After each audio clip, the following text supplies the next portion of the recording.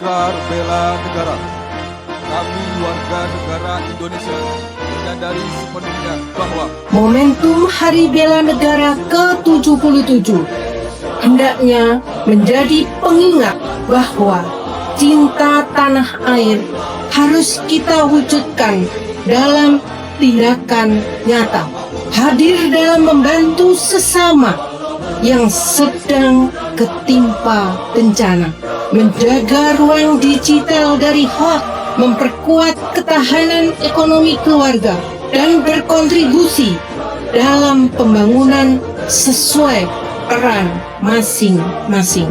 Mari kita bersama-sama meneguhkan tekad untuk Indonesia yang kuat, Indonesia yang maju, dan Indonesia yang selalu mampu bangkit menghadapi setiap tantangan.